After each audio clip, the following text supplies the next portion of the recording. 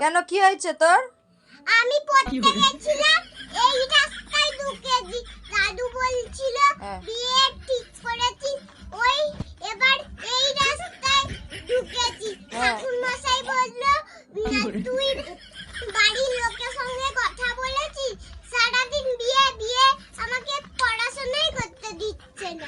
আমার মাথা পুরো পাগল হয়ে গেছে। তাই এরকম করেছে? মাথা খারাপ করে দিচ্ছে? হ্যাঁ। এই রাস্তা দিয়ে ঢুকেছিস তখনও বলছে ওরকম, আবার ওই রাস্তায় ঢুকেছিস তখনও তোকে বলছে? হ্যাঁ, বিয়ের কথাই বলছে? তুই কিছু বললি না? আমি বলেছি আমি তোমায় বিয়ে করব না। তারপর কি হলো? আর কিছু বললি না? না, আমার পুরো মাথা পাগল হয়ে গেল। পাগল হয়ে যাচ্ছে? হ্যাঁ, তাহলে কি করা যাবে এবার?